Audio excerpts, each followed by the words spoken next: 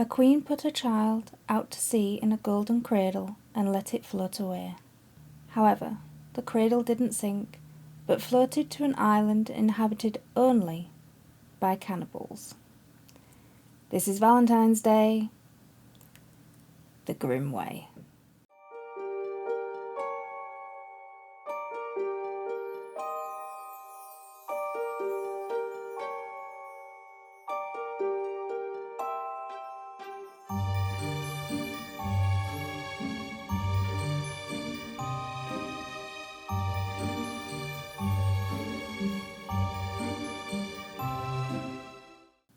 Hello and welcome to this fairy tale review. I know it has been a while since I've done one of these and I was feeling the lack. So what better way than to dive into a love story? Kinda. That right at the beginning was the first two lines in the fairy tale of Okerlo by the Brothers Grimm. And this tale was sourced from Jeanette Hassenflug. Probably butchered it. We'll go with it, and was published in the Children's and Household Tales, the first edition, all the way back in 1812. Now, Jeanette was the sister of Marie, who has been mentioned in a previous video, The Blacksmith and the Devil, which is linked right up there. That one is a horror show from start to finish. And as with a lot of Grimm tales, they are sourced from other people that were around them. So these are families, they're all interconnected. So, without further ado, let's dive right into the extremely weird fairy tale of Okerlo. So to recap the first two lines, a queen puts her child, her baby girl, in a golden cradle and sends it out to sea, with no explanation of why she was doing this. There's no explanation of why she was doing this. And it ends up winding up floating to the shore of an island inhabited only by cannibals. And as luck would have it, a cannibal's wife is just standing on the shore looking out to sea, sees this cradle come in, sees that it's a beautiful baby girl, and thinks, you know what, I'm not going to eat this one. Keep the baby, raise it, feed it, raise it, feed it, and would later give it to her son to marry. There's so many red flags in this story, I hope you're prepared. But she had to hide this baby from her extremely cannibalistic husband, old Okerlo, or because if he had seen the baby, he would have eaten her skin, bones, all. Now at some point he had to realise that this baby was there because when the girl had grown up, she was living in the same house and she was all set to marry Okerlo, the son of the old Okerlo and the cannibal's wife's son. She was all set to marry him, but she spent all her days crying and moping about because she couldn't stand the sight of this guy.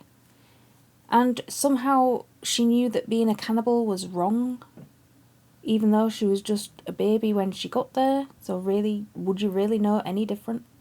Now one day found the young girl sitting on the shore, the same shore that her cradle washed up on, and she was just looking out to sea and contemplating her miserable existence, and she couldn't see a way out of having to marry this guy that she could not stand. When, luck of lucks, a handsome prince came swimming up through the sea to the shore where she was sat. Just a random prince swimming in the water. Now he came up the beach, all Darcy-esque, I'm assuming, and they got to talking and they spent all day sat on this beach just talking together, and they realised that they had a fondness for each other and decided right then and there, within hours of knowing each other, that they liked each other, and they exchanged vows of undying love and adoration. You've known him for a few hours. Give it a bit. And for a start, he doesn't know that the island's full of cannibals. I'm assuming that came up in conversation. Because just then, they were caught by the cannibal's wife, the woman who has raised this girl to marry her son. And she was extremely angry at this scene of finding a prince with her sons intended, just cuddling together on the beach. And she grabbed hold of the prince and said to him, "Just you wait. You'll be going to a wedding. You will be at my son's wedding to this girl as the roast dinner, the first course. And you'll have no objections." And dragged him to the house with the girl crying behind them. Now the house was not by any means a big house. The young prince, the girl, and old Okerlo's 3 legitimate children all had to sleep in exactly the same room, so there wasn't really much manoeuvrability about. But when the night came, old Okerlo began craving human flesh and said that he didn't want to wait until the wedding to eat the prince. He was hungry right now. And really, what harm would it do if he ate him that night? Now the maiden heard all this through the wall. Remember, there's not that many rooms, so she heard all this through the wall and got out of bed and took off one of the golden crowns of the 3 legitimate children. Why they were wearing crowns, you don't get to know. But they were, and she took off one of the crowns from one of the sleeping children and put it on the prince's head, so that when the wife came in and felt around in the darkness, she chose the boy that didn't have a crown on her head, because the only boys that did have a crown on their head were her own children. And so she grabbed the child that didn't have a crown on her head, which turned out to be one of her sons, and brought him to her husband, who fell straight upon him and devoured him whole. Wouldn't you have noticed? Now meanwhile, after everybody had gone to bed, the maiden realised, it took a while, but she realised that she was in a very precarious situation, because as soon as the sun came up, of course the cannibals would know that she had swapped the crowns on the heads of the children and made them eat their own young. This is a fairy tale for children, guys. Keep that in mind. And she was very frightened at this prospect, which of course you would, because they'd just eat her. And she got back out of bed and found some 7-mile boots, a magic wand, and a cake with a bean in it that provided answers for everything. I mean, this stuff was just lying around in this hovel. There's so much not explained in this fairy tale, it's just a chaotic mess, but it's fun.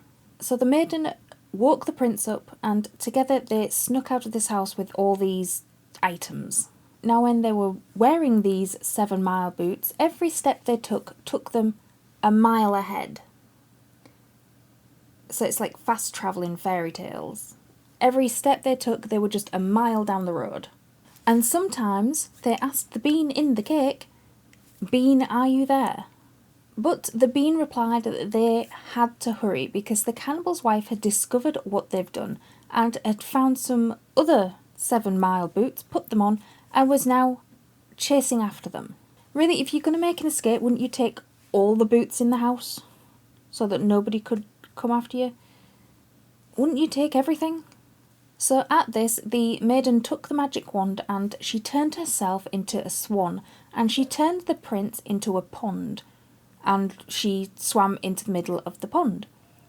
So when the cannibal's wife came up and found this random pond and a swan on it, she tried to coax the swan to the bank, but of course the swan, being the maiden, wouldn't listen, and the cannibal's wife had to go home full of fury at not being able to have got her hands round the neck of this girl.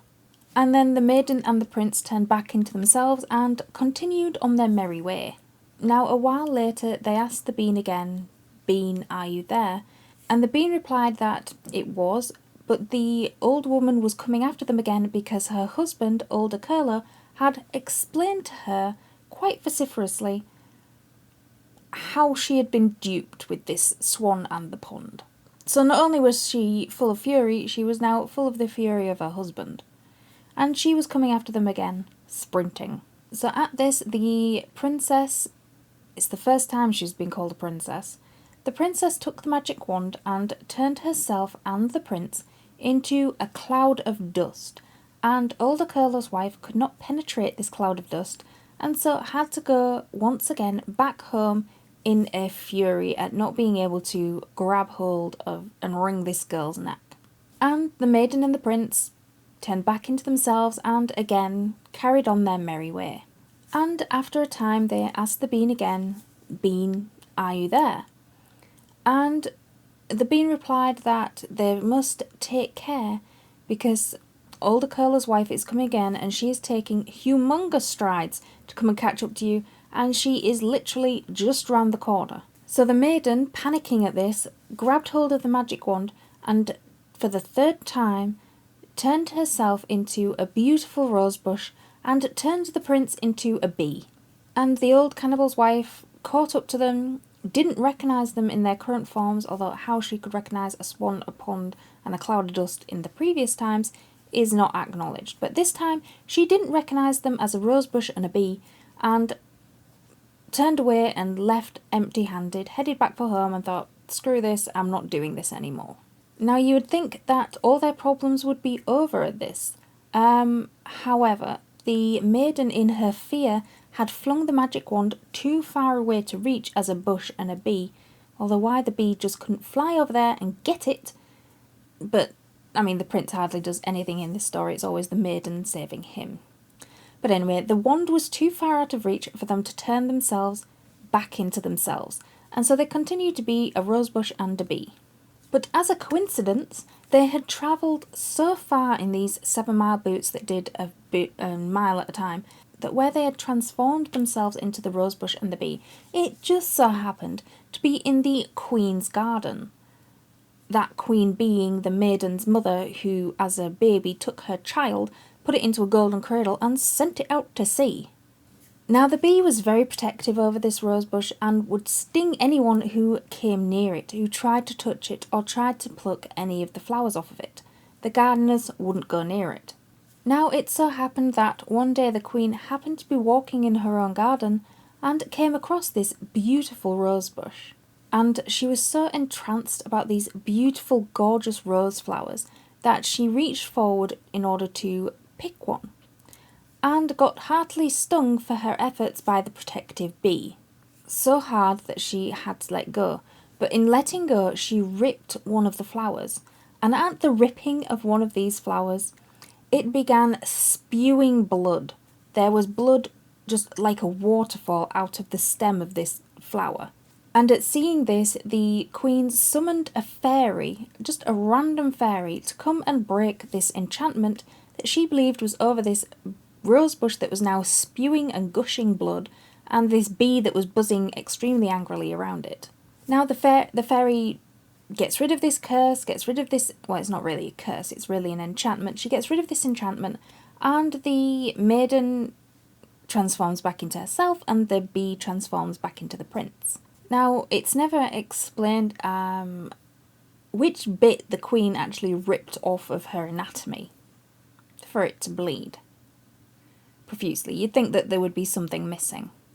But no, the princess is ultimate perfection, and at her transformation, the queen recognises her as her own daughter. Although, how could you recognise her when, as a baby, you sent her out to sea? And now she's a grown woman, probably like a teenager. How would you recognise her from that? But it's a fairy tale, and she does recognise her, and she was very happy and very delighted to have her daughter back again. A great wedding was held for the princess and the prince, and they got married with all the pomp and ceremony that you would expect a fairy tale romance to end with. Everyone all over the world was invited, everybody was dressed magnificently, the music was beautiful, and everybody danced until dawn. And this fairy tale ends kind of weirdly. It's as if there is a narrator telling somebody this, and at the end this somebody turns to the narrator and says, "Were you at the wedding?"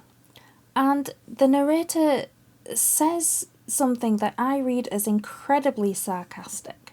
It's probably not supposed to be, and that's probably my just view of how I read it, but it is incredibly sarcastic that the narrator doesn't really think that the person that they're telling this story to gets that it's not real.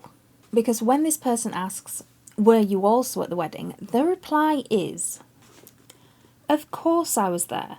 My hairdo was made of butter and I was exposed to the sun. It melted and was gone.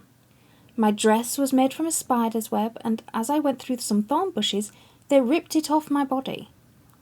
My slippers were made of glass, and as I stepped on a stone, they broke in two, which is why I am sat in front of you right now, wearing nothing. So let me know what your thoughts on this Grimm fairy tale is this Valentine's Day. Let me know your thoughts in the comments down below, and don't forget to, do the Trinity, like, subscribe, comment, all the good stuff. And as always, keep reading.